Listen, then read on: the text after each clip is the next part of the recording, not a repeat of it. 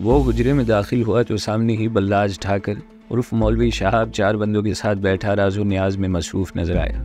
अपने सामने एक कमांडो को खड़ा देखकर इसकी हवाइयाँ सी उड़ गईं और इसके साथ बैठे बंदों ने हाथ अपनी कमर की जानिब खिसकाए, लेकिन इसकी एक एक पर नज़र थी। खबरदार कोई भी हिला तो सर में सुराख हो जाएगा। आवाज़ इसकी बिल्कुल ही बदली हुई थी, जैसे वो खुद भी पहचान न पा रहा था, और लहजा इसका खासा काटदार था।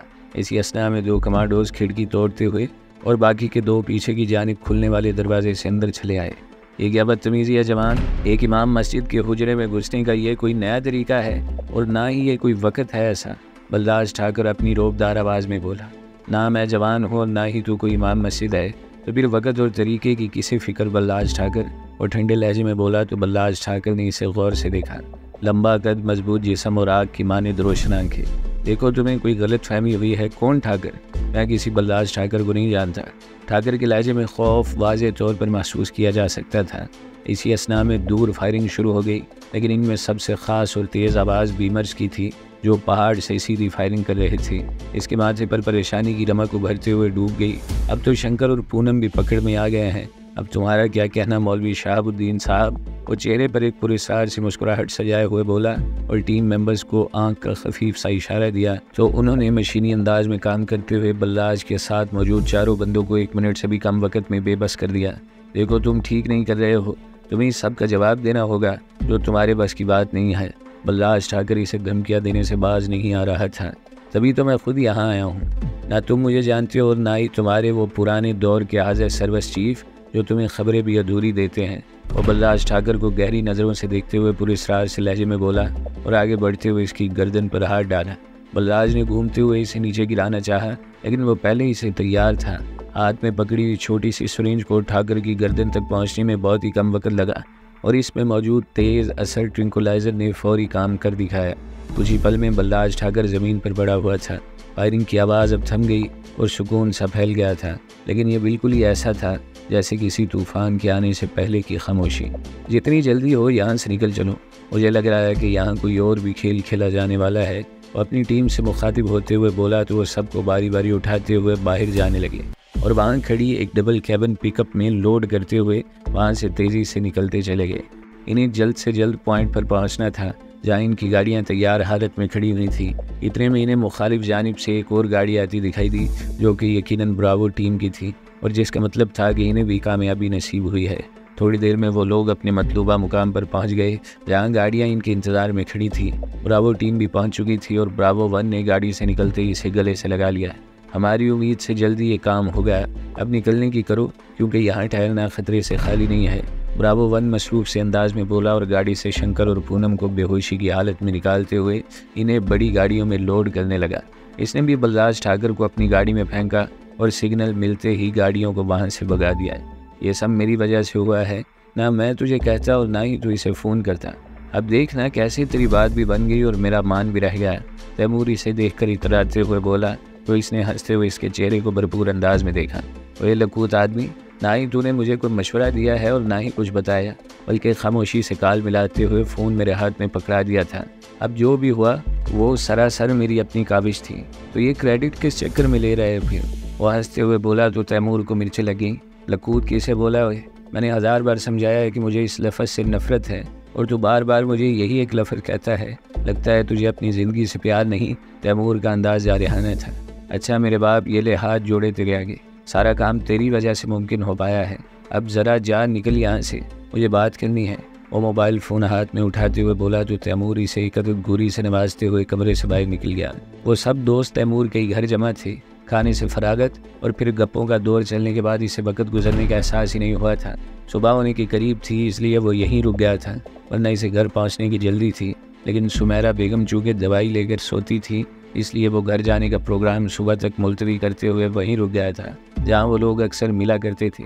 हीटिंग सिस्टम ऑन था और एक खुशगवार सी हरारत पूरे कमरे में फैली हुई थी, इसलिए वो सिर्फ ट्राउज़र और टी शर्ट में था, जिसमें इसके बाजू की मछलियाँ वाज़े महसूस की जा सकती थी। इसने एक नज़र घड़ी पर डाली जो सुबह के 4 बजे आ रही थी। एक सर्द आह भरते हुए इसने इनाया का नंबर मिलाया और फ़ोन कान से लगा लिया। फ़ोन दूसरी बेल पर ही उठा लिया गया। मैं कब से तुम्हारा वेट कर रही हूँ और तुम होगे फुर्सत ही नहीं, इसे इनाया की चिड़ी हुई आवाज़ सुनाई दी। बस मैं वो यार दोस्तों के साथ था। वक्त गुजरने का पता नहीं चला और अभी वो लोग निकले ही हैं तो मैंने तुम्हें कॉल मिला दी। वो वजाहत देते हुए बोला, बहुत अच्छे जनाब, अगली को लारा लगाकर आप यार दोस्तों के साथ ठंड इंजॉय कर रहे हैं। लगता है कहीं मरी शरी में सड़कें नाप रहे हैं। इनाया इसे टॉन्ट मारने से बाज ना आई थी। नहीं, ऐसा बिल्कुल नहीं, मुझे आपकी बेहद फिक्र थी, लेकिन मैं सारे काम एक साथ चलाने का आदी हूँ। जिम्मेदारियों से मुझे डर नहीं लगता। वो जाने क्या सोच कर बोला तो इनाया को चुप सी लगी। क्या हुआ? आप तो बिल्कुल ही खामोश हो गई। वो बेचैनी से बोला, नहीं तो मैंने मामा को बता दिया है कि टेंशन न ले, अल्लाह जल्द ही हमारी सुन लेगा। इनाया उम्मीद भरे लहजे में बोली, जी बिल्कुल, इसलिए तो अल्लाह ने आपको मुझसे मिलवाया है। अब आप अपनी सारी फिक्रें मेरे हवाले कर दें, अल्लाह सब बेहतर करेगा। वो सच्चे दिल से बोला तो इनाया आमीन बोल कर रह गई। तुम करना क्या चाहते हो? इनाया ने अपने दिमाग में मचलते सवाल को जुबान दी। 1-2 दिन दे दो, मैं ज़रा देखूँ तो सही कि ये शहबाज चौधरी किस बला का नाम है, और आया जवाद इस काबिल भी है कि इससे मिला जा सके, या फिर 1-2 फ़ोन कॉल ही इस मसले को हल कर देंगी। मैं ज़रा अपनी तसल्ली कर लेता हूँ। वो गहरी सोच में डूबते हुए बोला तो इनाया हंस पड़ी। और मिस्टर, देख लेना कि ये काम इसी साल हो जाए, वरना फिर तुम कहाँ और मैं कहाँ। इनाया बोली तो हंसते हुए थी, लेकिन बात के इख्तिताम पर इसका लहजा मायूस हो चला था। बेफिक्र रहो प्रिंसेस, मैं ऐसी नौबत आनी नहीं दूंगा। कहा है ना कि सब ठीक हो जाएगा। वो पूरी यकीन लहजे में बोला तो इनाया 1-2 ज़रूरी बातें करने के बाद फ़ोन बंद कर गई। इतना ही काफ़ी है, मैं जिस पर सो जान से फिदा हूँ वो मुझसे बात कर रही है, अपने लिए इतना भी बहुत है। वो मुस्कुराते हुए बोला और फ़ोन एक साइड पर फेंकते हुए दोनों बाजू सर के नीचे रखी और चित लेट कर नज़रें छत पर टिका दी। इन्हें बड़ी कामयाबी हुई थी और इसी वजह से इनका मोराल बुलंद था। सारे कॉन्फ्रेंस रूम में जमा थे और सबके चेहरों पर दबा दबा जोश नज़र आ रहा था। अगर देखा जाए तो ये हमारी बहुत बड़ी कामयाबी है। कोई सोच भी नहीं सकता था कि महज 5 दिनों में हम लोग अपना पहला टारगेट हासिल कर लेंगे। हमारी इस कोशिश को बहुत सराहा जा रहा है और कानून नाफिज करने वाले इदारों की नज़र में हमारा एतमाद मज़ीद बढ़ गया है। अब हम ज़ोर व शोर से अपने दूसरे टारगेट की जानिब पेशकदमी करेंगे। सेक्शन कमांडर इन्हें तौसीफ़ी नज़रों से देखते हुए बोले तो सबके चेहरे खिल उठे। अल्फ़ा 1 ब्रावो 1, वेल डन यार, तुम दोनों की जो केमिस्ट्री मिलती है इसने हमें बहुत फ़ायदा पहुँचाया है। सेक्शन कमांडर इन दोनों की कोशिशों को सराहते हुए बोले तो वो नज़रें झुका गए, जबकि पूरा कमरा तालियों से गूंज उठा। सर, इस मिशन में तो ब्रावो 3 ने भी हमें हैरान कर दिया है। ऐसा चौकन्ना होकर रहा कि हमें कुछ कहने का मौका ही नहीं मिला। वो ब्रावो 3 को देखते हुए मुस्कुराया तो इसने खा जाने वाली नज़रों से इसे देखा, लेकिन बोला कुछ भी नहीं।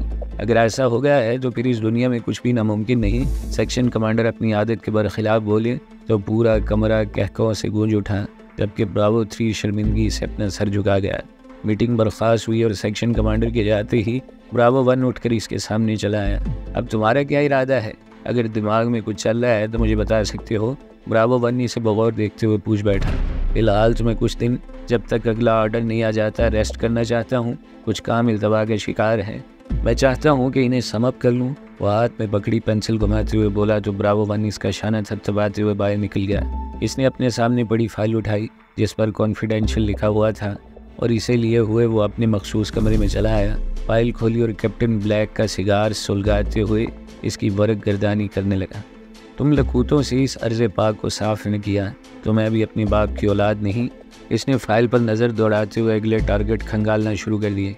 वो जानता था कि पहला शिकार हासिल करने में इनकी कोशिश से ज़्यादा किस्मत का हाथ था, लेकिन किस्मत बार बार साथ नहीं देती। इसे कोई मजबूत हिकमत अमली बनानी थी जिस पर अमल करते हुए अगले 2 शिकार काबू में आने थे। इसका दिमाग ताने बाने बुनने में लगा हुआ था और शिकार का उड़ता धुआं इसके तख़य्युलात को मुख्तलिफ ज़ावियों से दिखाने की जस्तजू में लगा हुआ था। अचानक यह ख्याल के तहत वो उठा और इमारत के एक तरफ बने सेल की जानिब चला आया जहाँ बल्लाज ठाकर को रखा गया था। जालीदार दरवाजे में लगे शीशे से इसने अंदर झांका जहाँ बल्लाज ठाकर आंखें बंद किए बैठा था और किसी पूजा पाठ में मसरूफ़ था। इसने दिमाग में पनपते ख्याल के तहत दरवाजे के साथ लगे बॉक्स में अपना कार्ड स्कैन किया। बीप की आवाज़ आई और दरवाज़ा बगैर आवाज़ के खुलता चला गया। बल्लाज ठाकर ने आंखें खोलते हुए इसे देखा और चेहरे पर एक तंजिया मुस्कुराहट तारी कर ली। वो भी मुस्कुराते हुए इसके पास आया और कुर्सी खींचते हुए इसके बिल्कुल सामने बैठ गया। दोनों एक दूसरे की आंखों में देख रहे थे और दोनों ही खामोश थे। मानना पड़ेगा मुहाशे, बड़े ही कम समय में तुम बहुत ऊंचा उड़ने लगे हो। बल्लाज ठाकर इसे देखते हुए तंजिया अंदाज में बोला। जाहिर सी बात है, शाहीन हूँ, बना ही उड़ने के लिए हूँ तो बुलंदियों की फिर कोई ख़ास औकात नहीं रह जाती। उदू बदू बोला तो बल्लाज इसे देख कर रह गया। लेकिन तुमने जैसे मुझ पर हाथ डाला, मानना पड़ेगा कि जानकारी तुम्हारी पूरी थी। लेकिन चलो कुछ दिन और खुश हो लो अपनी इस नन्ही सी कामयाबी पर। बलराज जहरीले लहजे में बोला तो वो मुस्कुरा उठा। मैंने बोला ना कि मैं शाहीन हूँ, 10,000 फीट की दूरी से अपना शिकार ताड़ लेता हूँ और वाकई ये मेरे लिए एक बहुत आम सी कामयाबी है। तुम्हारी कोई औकात नहीं, क्योंकि तुम सिर्फ एक मोहरे हो। मैंने तुम्हारी पूरी एजेंसी को वक्ता न डाला तो मैं भी अपने नाम का नहीं। अपनी बात के इख्तिताम पर इसके लहजे में चट्टानों जैसी सख्ती छा गई थी, जबकि अब बलराज ठाकर लाजवाब सा होकर बगले झांकने लगा। अब ये बताओ कि ताउन करोगे या फिर गुमनामी की मौत मारे जाओगे? वो बलराज को मज़ीद दबाव में लाते हुए बोला। बस कुछ दिनों की बात है, जैसे इस मामले को बैनुल-अक़वामी सतह पर उठाया गया तो तुम लोग फटती पर मुझे मेरे देश वापस भेजोगे। बलराज इसकी बातों से टेंशन का शिकार हो गया था, इसलिए पटरी से उतर गया। ये तो है, ठीक कहा तुमने, लेकिन जानते भी हो कि तुम कहाँ हो। ना ये फ़ौज का काम है और ना ही किसी कानून नाफिज करने वाले इदारे का। तुम्हें तो ये भी पता नहीं कि तुम हो किन लोगों के पास। जब कोई कुछ जानते ही नहीं तो फिर कैसी वापसी और कैसा हंगामा। वो मुस्कुराते हुए बोला और बलराज ठाकर को होंक बना छोड़कर वापसी के लिए पलट गया। वो सब लोग शहर के एक 5 स्टार होटल में डिनर के लिए जमा थे। अपने दिल पर पत्थर रखते हुए इसने डिनर की हामी भरी थी, वरना तो वो इन लोगों की शक्लों तक से नाला थी। नीली जीन्स की पैंट पर काला कोट पहने और बालों की ऊंची सी पोनी टेल बनाए वो बेहद खूबसूरत नजर आ रही थी और कई लोग इसे मुड़ मुड़ कर देखने पर मजबूर थे। लेकिन सबसे ज़्यादा ख़राब हालत जवाद की थी, जो अभी से इसे अपनी ज़ाती मलकियत समझे इसके आसपास ही फिर रहा था। वो देख तो सब रही थी, लेकिन किसी मुसलहत के तहत खामोश रही। जवाद बेटे, जाओ इनाया को शॉपिंग वगैरह करवाओ, जब तक डिनर भी सर्व हो जाएगा। निगहत बेगम जवाद को मुखातिब करते हुए तफाखर से बोली और अपने पर्स से क्रेडिट कार्ड निकालते हुए इसके हवाले कर दिया, जो इसने किसी फरमाबरदार औलाद की तरह खामोशी से थाम लिया। आओ इनाया, वहाँ शॉपिंग कोर्ट में चलते हैं। जवाद इसे देखते हुए अजीब से लहजे में बोला तो वो खामोशी से इसके साथ हो ली। मेरे बचपन की ख्वाहिश थी कि मेरे साथ जो भी लड़की चले, एक ज़माना इसे मुड़ मुड़ कर देखे और देखो। तुम मुझे मिल गई, कितना अच्छा लगेगा जब लोग कहेंगे कि वो देखो जवाद की मिसेज़ कितनी प्यारी और फिट हैं। जवाद अपनी ही लय में बोला तो इसने चौंकते हुए इसकी जानिब देखा। वाकई जैसी चीप और घटिया किस्म की इसकी शख्सियत थी, वैसी 3rd क्लास बात इसने कर डाली। वो अफसोस भरे अंदाज में अपना सर हिलाने लगी, लेकिन वो इसे देख ही कह रहा था। वो तो लोगों को देख रहा था जो इसका दीदार करने में मसरूफ़ थे, और यही चीज़ इसे तस्कीन पहुंचा रही थी। देखो हर कोई कैसे पागलों की तरह देख रहा है, बस एक बार तुम मेरी हो जाओ, फिर देखना कि कैसे मैं तुम्हें अपने दोस्तों की पार्टीज़ में लेकर जाऊँगा और सारे तुम्हें मेरे साथ देखते ही कॉम्प्लेक्स का शिकार हो जाएंगे। जवाद इसका नाजुक सा हाथ अपने हाथों में लेते हुए बोला तो इसे यूँ महसूस हुआ जैसे किसी लड़की ने इसका हाथ थाम लिया हो। ना करो जवाद, मुझे ये चीप हरकतें पसंद नहीं हैं। तो एक झटके से अपना हाथ छुड़वाते हुए बोली तो जवाद का मूड ख़राब हो गया। बेबी ऐसे मत करो, क्योंकि अभी मेरा मूड जो बहुत ही साइलेंट है फिर वायलेंट हो जाएगा और तुम्हारे लिए ये अच्छी चीज़ नहीं होगी। जवाद बीच रास्ते में इसे रोकते हुए इसे इशारों से थाम कर बोला तो वो कन्फ्यूज सी होकर अपने आसपास देखने लगी। शायद लोगों को किसी ऐसे ही तमाशे का इंतज़ार था जो अब शुरू हुआ चाहता था। इसने एक तरफ से होकर निकल जाना चाहा, लेकिन जवाद शायद किसी और ही मूड में था। अभी मेरी बात ख़त्म नहीं हुई है इनाया अरबाज चौधरी, और तुम्हारी हिम्मत कैसे हुई कि तुम मुझे चीप बोलो? अब की बार जवाद कदरे बुलंद आवाज़ में बोला तो पास से गुजरते 1-2 लोगों ने रुकते हुए इस ड्रामे को एंजॉय करना चाहा। हटो मेरे सामने से, वरना मैं भूल जाऊंगी कि तुमसे मेरा कोई रिश्ता है। अचानक ही इनाया का सबर जवाब दे गया और जवाद को घूरते हुए काटदार लहजे में बोली, और ना हटूं तो क्या कर लोगी तुम मेरा? मैंने आराम से बात करनी चाहिए और तुम्हें लेकर यहाँ शॉपिंग के लिए आया। एक हाथ ही तो पकड़ा था ना तुम्हारा, और लगी तुम मिडिल क्लास लोगों की तरह वावेला मचाने। ग्रो अप बेबी, वरना मैं भी भूल जाऊंगा कि तुम भी रिश्ते में मेरी कुछ लगती हो। जवाद इसकी आंखों में देखते हुए दांत पीसते हुए बोला तो एक सर्द आह भर कर रह गई। हाय हनी, कैसे हो? और यहाँ कैसे? और ये कौन है? अचानक ही एक बनी ठनी दावत देती लड़की कहीं से निकलते हुए इनके सामने आ खड़ी हुई और एक साथ ही कई सवालों की बौछार कर दी। हाय सवेरा, कैसी हो? हाँ, ये मेरी कज़न है, हम लोग फैमिली डिनर के लिए यहाँ आए हुए हैं। जवाद इस अल्ट्रा मॉडर्न नज़र आने वाली लड़की को वजाहत देते हुए बोला। पक्की बात है, सिर्फ कज़न ही है ना? वो लड़की जिसे जवाद ने सवेरा कहकर मुखातिब किया था, इसे मशकूक नज़रों से देखते हुए जवाद से सवाल कर बैठी। कमान बेबी, बहनों जैसी है। जवाद सवेरा का बाजू थामते हुए एक तरफ होकर सरगोशी कर गया, लेकिन इतना ऊंचा बहरहाल बोला था कि वो सुन गई। कसम ले लो सवेरा, ये बिल्कुल मेरे भाइयों जैसा है, ऐसी कोई भी बात नहीं है। वो मासूम शक्ल बनाते हुए पलके झपका कर बोली तो सवेरा मुतमईन सी हो गई। ओके, तुम लोग एंजॉय करो, फिर बात करते हैं। सवेरा जवाद से अलग होते हुए वहाँ से निकल गई, लेकिन जाते जाते उंगलियां मिलाकर फ़ोन का इशारा करना ना भूली जवाद वापस इसके पास चला आया, लेकिन अब की बार वो बिल्कुल चुप सा था। मेरे ख्याल में कुछ कहने की गुंजाइश नहीं निकलती और मैं मिडिल क्लास ही ठीक हूँ। वो एक तरफ से होकर निकलने लगी तो जवाद ने इसे बाजू से थामते हुए एक झटका दिया और अपनी जानिब खींचा। अभी मेरी बात ख़त्म नहीं हुई है, अचानक खींचने से वो भरपूर अंदाज में जवाद से टकराई और इससे ज़्यादा वो खुद हिल कर रह गया था। छोड़ो मुझे बदतमीज़ आदमी। अचानक इसे शिद्दत से रोना आ गया था, लेकिन वो कमज़ोर पड़ना नहीं चाहती थी, इसीलिए नज़रें झुका गई। क्या हो रहा है, क्या हुआ इनाया, एनी प्रॉब्लम? जानी पहचानी आवाज़ सुनते इसने नज़रें उठाते हुए सामने देखा तो इसकी बातें खुल गई। सामने सुल्तान अपनी पूरी आबोताब से मौजूद था। काली 6 पॉकेट पैंट पर डार्क ग्रीन टी शर्ट और ऊपर लेदर की जैकेट पहने वो किसी हॉलीवुड के हीरो जैसा दिख रहा था। ब्राउन जूतों के तस्मे हनूज खुले हुए थे, जिसे इसने बांधने की ज़हमत गवारा नहीं की थी। कुछ नहीं सुल्तान, ये मेरा कज़न है जवाद, बिल्कुल मेरे भाइयों जैसा।